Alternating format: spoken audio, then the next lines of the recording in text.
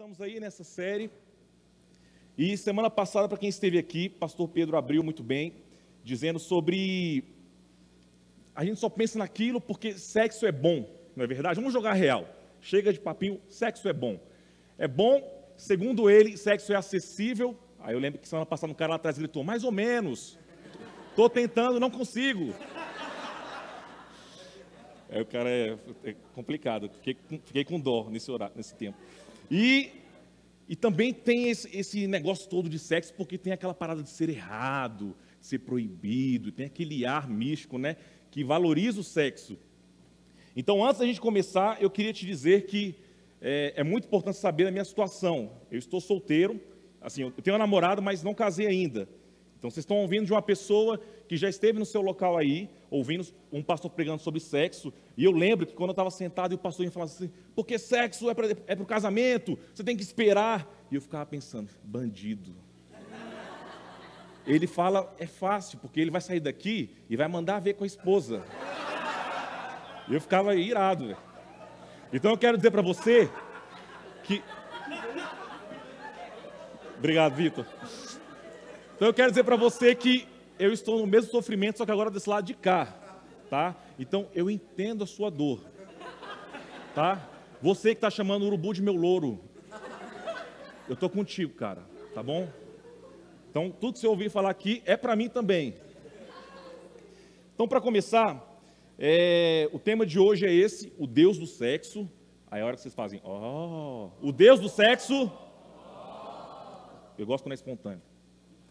E aí, o sexo hoje é algo que está em tudo na nossa cultura, certo? Nós estamos vivendo um tempo do sexo. O famoso cineasta Woody Allen, ele diz o seguinte sobre sexo: a resposta é o amor, mas enquanto você aguarda pela resposta, o sexo propõe algumas questões muito boas. Então, o sexo está para onde você olha. Você liga a televisão, qualquer comercial hoje em dia que passa, tem aquele apelo sexual. Antigamente, só os comerciais de cerveja, os caras eram mais apelativos. Hoje, qualquer um. Você liga um comercial de carro, um comercial de Havaianas, um comercial de perfume, até um comercial de sabão em pó, os caras dão um jeito de ter um apelo sexual. Você já percebeu? Você vai ver lá, com esse sabão em pó, as suas camisas vão ficar muito mais brancas. Aí o cara ficou oriçado, não sabe nem por quê. Sabão em pó. Tá cabuloso. Tá complicado. Música, filmes, seriados, moda, a sexualidade está avançada em tudo. O mercado pornográfico é tão gigante, tão imenso, que o consumidor, mesmo que ele levasse a vida inteira, ele não conseguiria assistir tudo que existe produzido. Então você pode pensar, os consumidores hoje em dia de pornografia são apenas homens, mas você se engana por isso. Pesquisas apontam que 1/3 dos usuários são mulheres. 1/3, hoje em dia, dos usuários são mulheres. E realmente isso perdeu o controle, né? Hoje o sexo não é mais um tabu. O sexo está na boca de todo mundo e está no celular de qualquer um, até mesmo de uma criança. O Ministério da Saúde indica que 7 de cada 10 adolescentes iniciam a sua vida sexual entre os 14 e 18 anos. 7 a cada 10 adolescentes iniciam a vida sexual entre 14 e 18 anos. E por começar algo tão importante, tão cedo, isso tem implicações na vida futura.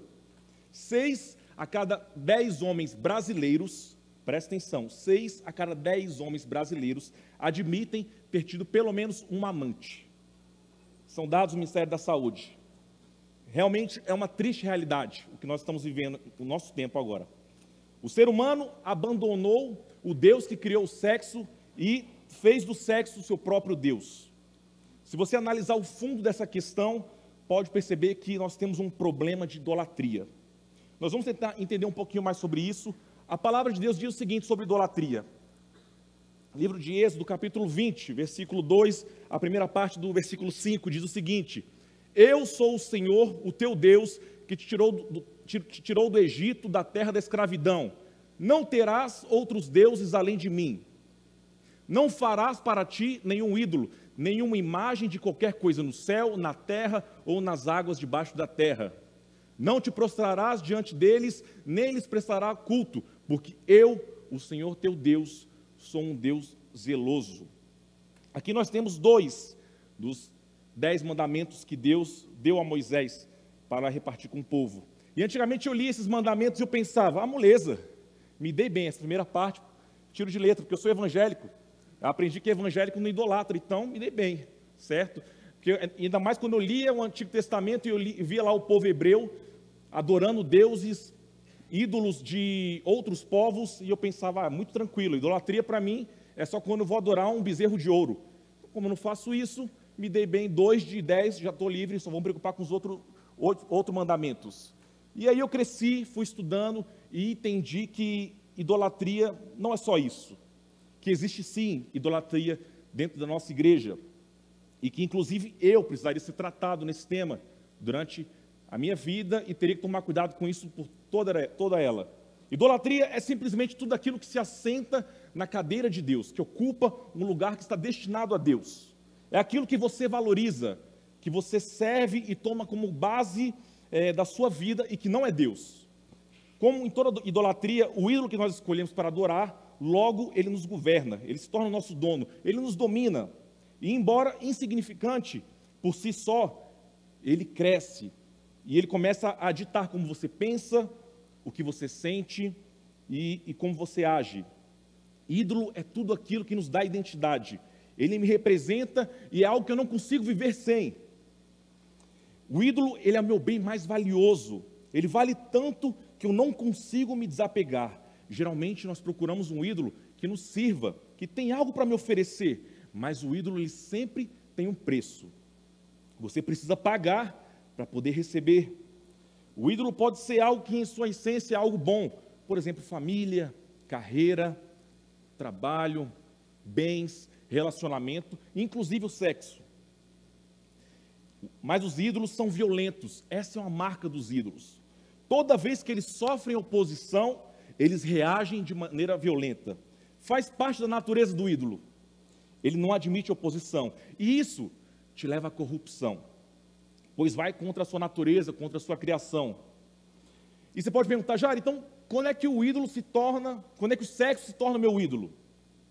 O sexo se torna o seu ídolo quando você coloca nele toda a sua expectativa. Expectativa de suprir os seus desejos, os seus prazeres, os seus anseios. E nesse ponto, onde o sexo se torna o seu ídolo, ele aprisiona todas as áreas da sua vida. A área emocional, a área física e a área espiritual. Um teólogo muito conhecido chamado Tim Challies, ele fala o seguinte: o sexo não é supremo. Ídolos começam como coisas boas a que damos importância demais. E poucas coisas, olha só, poucas coisas transformam-se em idolatria com mais frequência ou poder que o sexo. Nós permitimos que um bom dom de Deus, é isso que ele é, suplante o Deus que o deu. O sexo é bom, até ótimo, mas ele não é supremo. Esse livro aqui é excelente, viu? É um livro que eu gosto de trabalhar muito, é um livro que me abençoou muito a vencer a idolatria do sexo. É o que eu sempre indico, ele é para homens, então você pode anotar escondido aí, se tiver vergonha. Esse autor, que é o cara, obrigado, pastor! Não, mas é a bênção, sério mesmo. Eu sempre indico e eu gosto de trabalhar com esse livro. Então, é um bom dom de Deus. Qual que é o lugar do sexo? Deus criou o sexo e colocou o sexo em um lugar adequado. O nome desse lugar se chama casamento. Homens, prestem muita atenção nesse momento agora. Eu vou te passar o versículo que pode ser o versículo mais importante da sua vida. Estão atentos? Memorizem, façam um quadro, coloca no seu quarto, por toda a sua vida vai te ajudar. Seguinte, 1 Coríntios 7, 3, 5. Tudo que tiver de amarelo aqui é sexo, tá? O marido deve cumprir os seus deveres conjugais para com a sua mulher, e da mesma forma a mulher para com o seu marido. A mulher não tem autoridade sobre o seu próprio corpo, mas sim o marido, graças a Deus. Da mesma forma, o marido não tem autoridade sobre o seu próprio corpo, mas sim a mulher.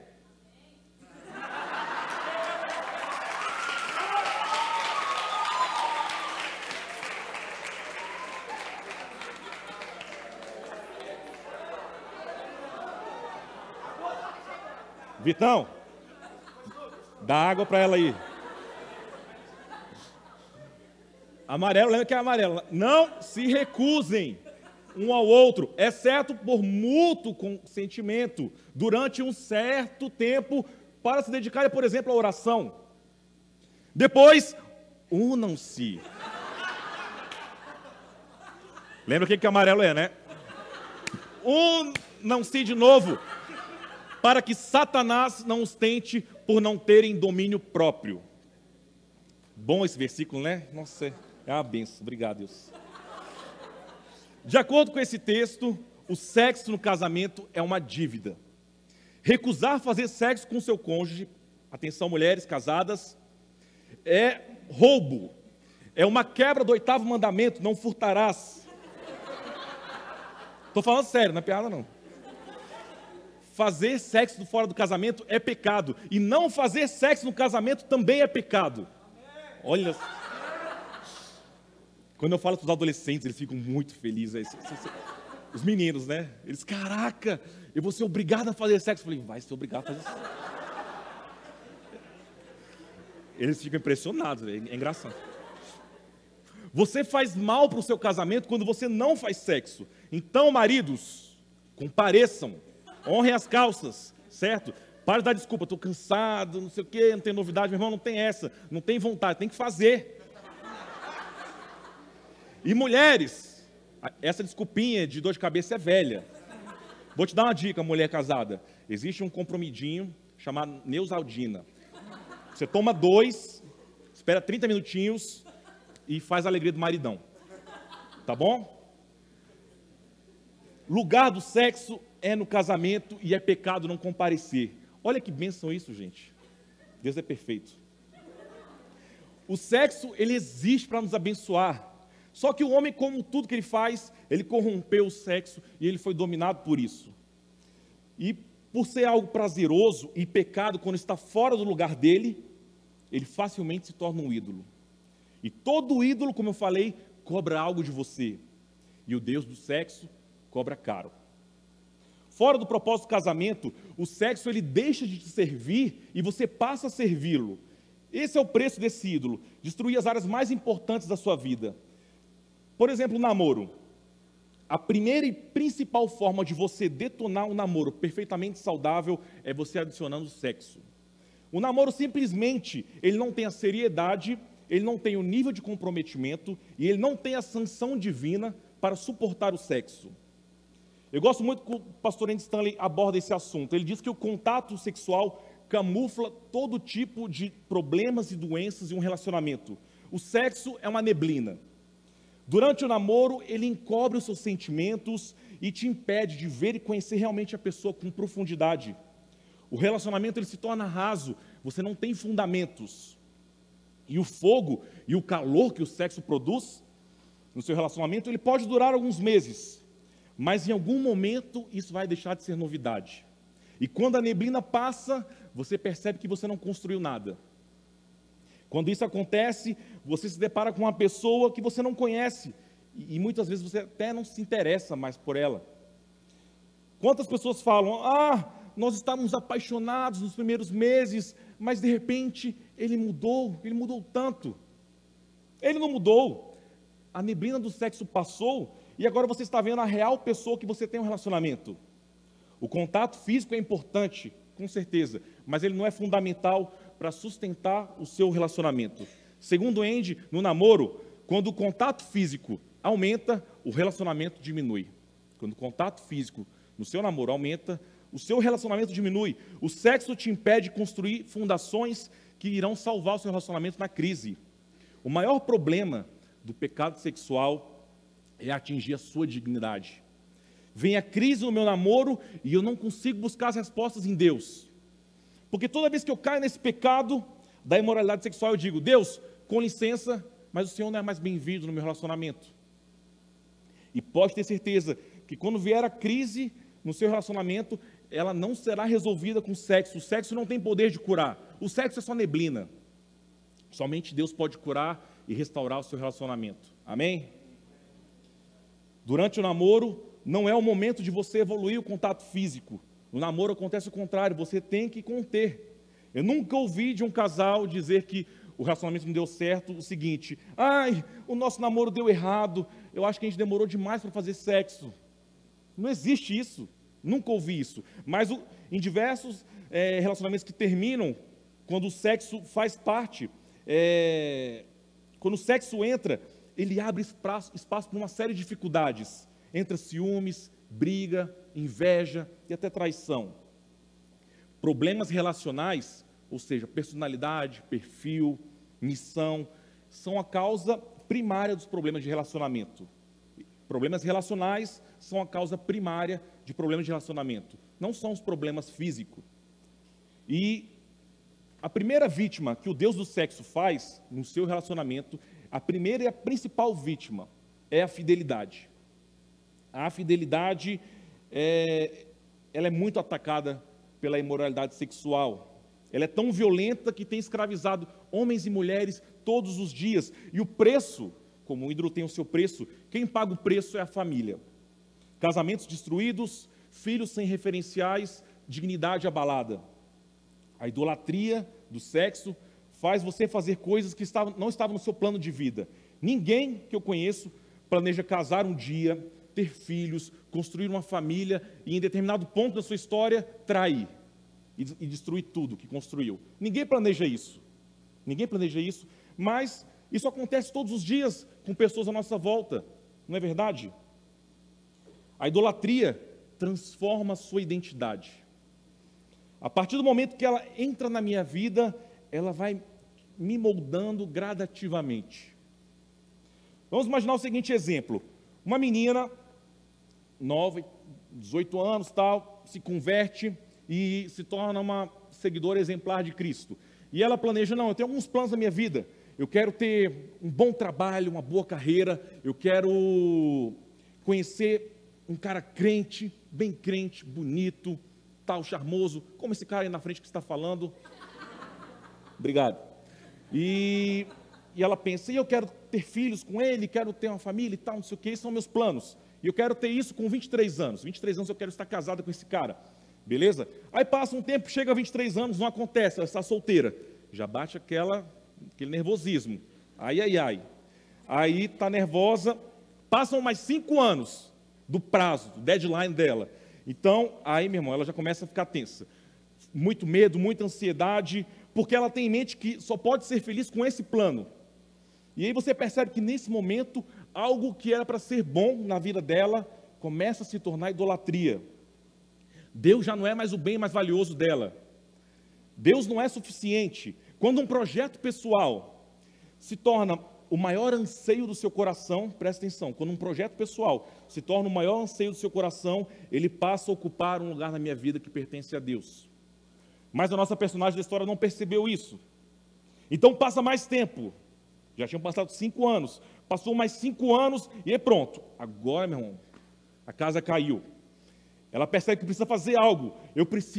Chega de esperar por Deus, eu preciso tomar as rédeas da minha vida.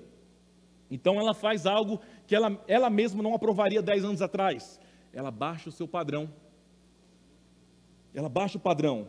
A vida não aconteceu como planejado, então eu baixo o meu padrão. Para encontrar o parceiro, eu vou topar abrir mão de valores que são importantes para mim. E nesse ponto da história, o ídolo começa a mudar a identidade dela. Começa a namorar uma pessoa que tem princípios diferentes do meu. Começa a namorar uma pessoa que serve a um Deus diferente do meu. Eu começo a namorar uma pessoa que entende o sexo de uma maneira diferente de mim, ou pelo menos como eu deveria pensar como Deus. O relacionamento se torna um ídolo, muda minha identidade e faz eu abrir mão de valores que são importantes para a minha vida. Eu estou falando de valores realmente importantes, não estou falando de superficialidades, tipo, a pessoa que eu for namorar, ela tem que gostar de sushi, ela tem que fazer crossfit, ela tem que amar os meus seriados, ela tem que torcer para o meu time. Não estou falando essas besteiras, a não ser que seja Flamengo. O pastor Carl Lentz, ele fala um exemplo muito interessante. Ele diz: antigamente a garota queria se casar com um cara que tivesse a cruz marcada no coração. Aí passa muito tempo, agora ela já se contenta com um rapaz que tem uma cruz tatuada no braço. Baixou o padrão. Deixa eu esconder. Vai que dá ruim, né? Já manda a tatuagem aí, bichão. O ídolo muda a sua identidade. Isso pode acontecer, como eu falei, com qualquer área da sua vida. Qualquer coisa que ocupa o lugar de Deus. Família, carreira, sucesso, até mesmo o seu ministério. Se ele estiver maior do que Deus no seu coração, ele se torna um ídolo. E principalmente o sexo. Porque a sua busca de saciar a sua sede por sexo gradativamente vai te tornando em algo diferente do que Deus criou você para ser. E você pode perguntar, Jair, então quando